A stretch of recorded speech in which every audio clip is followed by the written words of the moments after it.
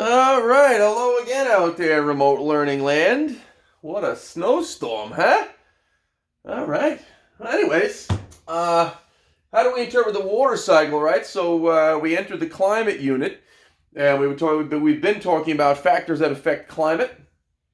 And a big part of climate, of course, is moisture, right? How much humidity is in the area, how much groundwater is available. And of course, that is a major factor of climate. So we're going to recap on the water cycle today. I'm hoping you've learned about this in the past. We'll get into some of the the more details about it. A couple of charts to fill in and whatnot. But okay, so of course we're going to start out with a cute little clip here by Dewey the Dewdrop. Check it out.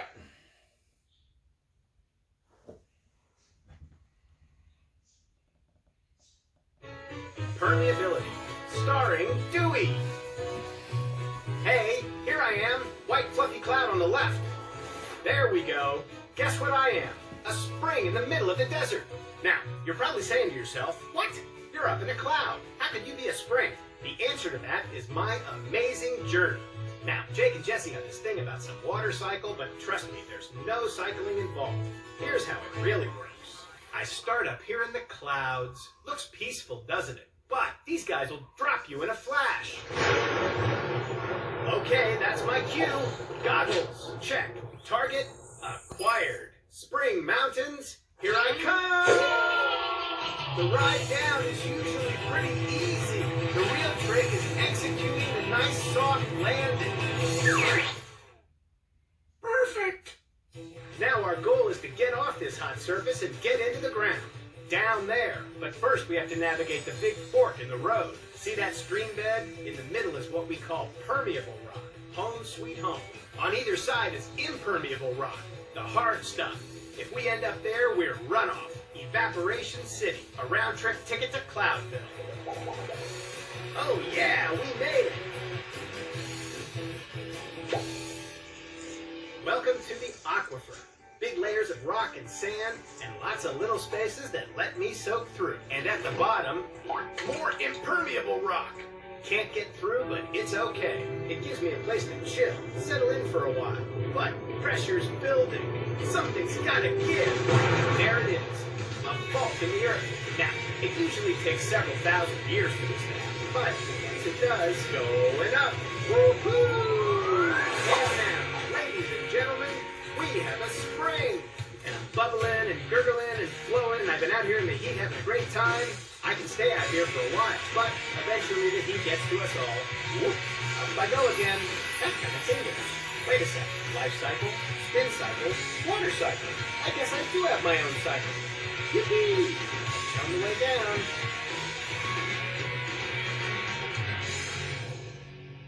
All right. So in the end there, right, he evaporated, rose up, right, cooled to the dew point, and, of course, condensed and formed back into a cloud, completing the water cycle process there. All right, so on this chart, I'm going to go through some key points. Make sure you pay attention. And then when it's all filled in, hit pause, and, of course, then fill in your chart. So try to follow me here in the meantime. All right, so here we go. We'll start out water cycle, right? The supply of water being recycled between the ocean, atmosphere, and land. And of course, this is all driven by the power of the sun. Okay. When it rains, you'll eventually have water stored in the lakes and, of course, the oceans. And then the sun heats those up. You get evaporation from both areas. The trees, when they release water, it's called transpiration. All right, put the two together and you got your $2 word for the day, right? Evapotranspiration. And that is where all the water that enters the atmosphere comes from. It's kind of a combined word there. All right, eventually condenses into clouds. The winds blow the clouds over the land. And of course, then we eventually get some precipitation. Some up high will freeze right away, right? It'll be locked up in snow or ice or in a glacier up top on top of a mountain there. And of course, if it's a gentle slope, you'll start to have water trickle down. Some will get into the rock, infiltrate, just like happened to Dewey a minute ago, right? And of course, eventually become some groundwater. As long as the ground is permeable, right? That means that water can get in. If you remember in Spanish, I believe the term for raincoat is impermeable, right? Impermeable. Well, if it's impermeable, water can't get in, but if it's permeable, it can. So factors that affect infiltration on the bottom here, the surface has to be permeable. You got to have a gentle slope so the water has time to soak in. It can't be already saturated, right? Then it'll just run off. Vegetation helps, right? Roots help absorb that water going into the ground. And of course, loose soil. If you pack it down too much, when you're planting a tree, a lot of people want to stamp down the dirt because they think that'll help the tree become more stable if the wind blows. And well, yes, but if you stamp it down too much, then the water can't get in and the tree's going to die anyway. So there's a happy medium there. All right.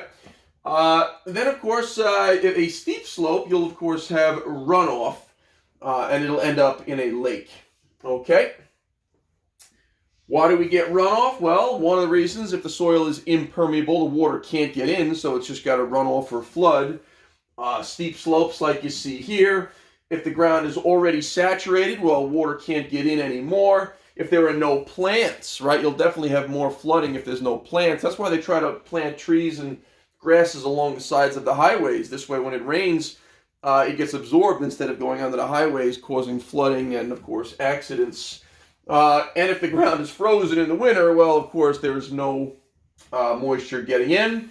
And, of course, parking lots and paved roads are not very permeable. They're a little bit, but not very permeable. And when they do become permeable, you know, when the water freezes, then they get all cracked and busted up, right? That's called frost action. All right, the more rain you get, of course, the more runoff you're going to get as well. Okay, other parts of the chart, the zone of aeration, that's kind of porous, where the water will trickle through until it gets to the water table. Okay. Over here is the water table. That's kind of like that high point for the water. Below it is saturated. Above it is more aerated. Okay? And of course, they call that the zone of saturation. Below that, it's filled with water. Okay? This is where people, if they want to drill a well, right, you have to drill below the water table, and then you could pump water out. But this doesn't always stay here, right? If it's a hot summer, this water level goes down, and the well runs dry.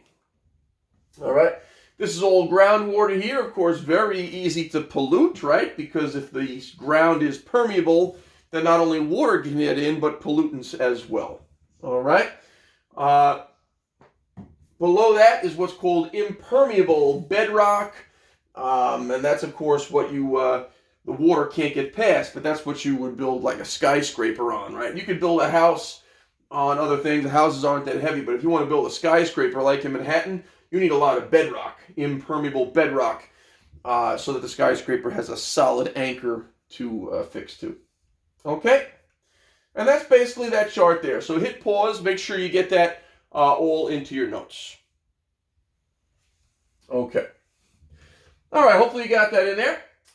Here's a beautiful picture of something called virga, where it starts to rain, but the air below it is extremely dry, and the rain evaporates before it hits the ground.